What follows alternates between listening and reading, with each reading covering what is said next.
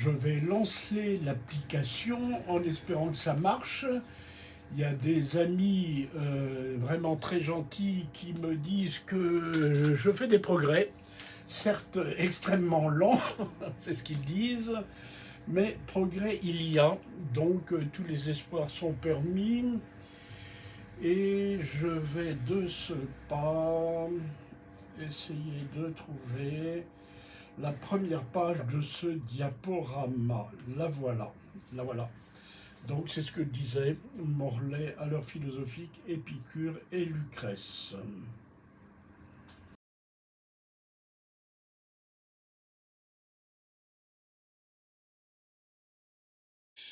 Socrate, Platon, Aristote sont souvent présentés comme le trio fondateur de la philosophie. La philosophie, en réalité, existe pas mal de temps avant eux, mais il est certain que c'est avec Platon et avec Aristote que la philosophie telle que nous la connaissons se met en place.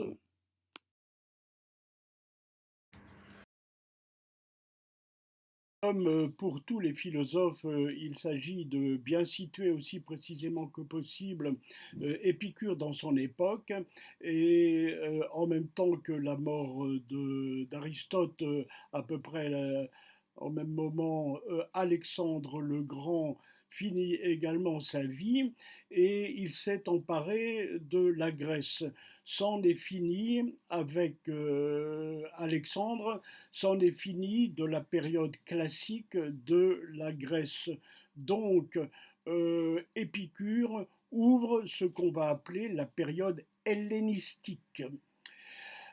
Parmi les choses qui sont à signaler à propos d'Alexandre, c'est qu'il a aussi fondé Alexandrie, où une grande école philosophique va naître qui marquera toute la période hellénistique. Donc à Athènes, nous avons toujours fonctionnant comme ça peut l'académie de Platon, nous avons encore le lycée d'Aristote. Épicure, pour sa part, fonde aussi son école et il a de nombreux adeptes. Cela s'appelle le jardin d'Épicure. Et puis, nous verrons la semaine prochaine, mais c'est pratiquement la même période, les stoïciens qui ont hérité de ce nom parce qu'ils se sont emparés d'un lieu qui s'appelle la porte ou le portique, ce qui se dit en grec stoa, d'où stoïcisme.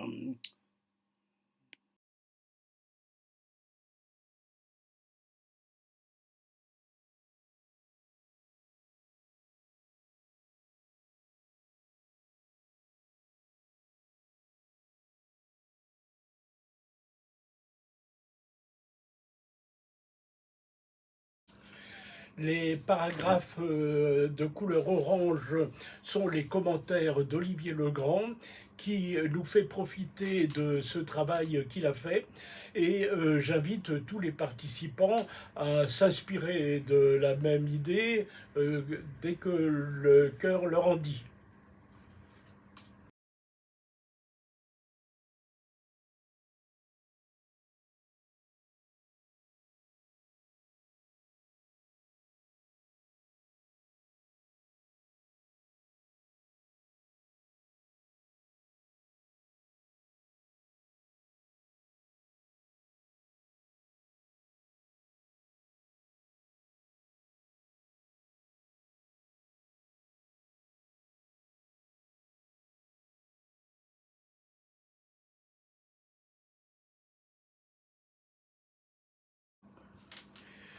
Je retiens la notion de remède, une notion très voisine qu'on rencontrera souvent quand il est question de la recherche du bonheur, c'est la notion de consolation. Remède, consolation.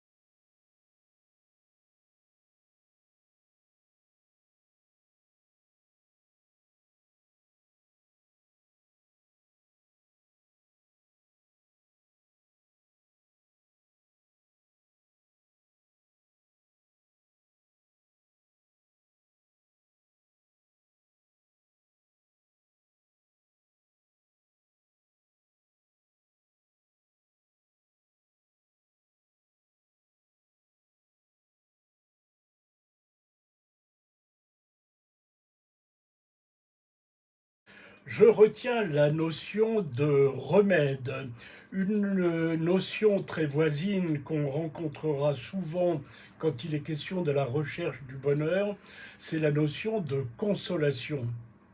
Remède, consolation.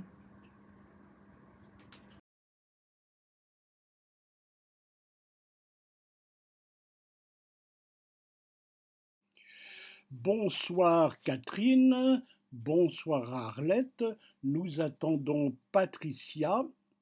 Eh bien la voilà, nous pouvons donc démarrer.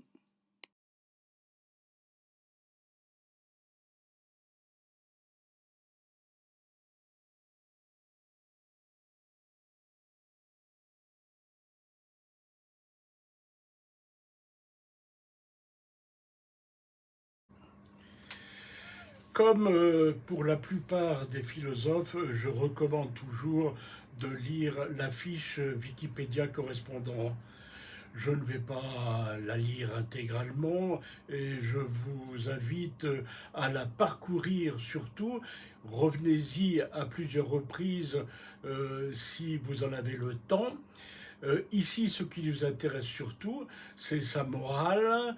Et il y a une partie, c'est la diapo suivante, qui concerne plus précisément le bonheur et le plaisir. La physique d'Épicure est également très importante, mais c'est un autre sujet. On ne peut pas tout faire en même temps.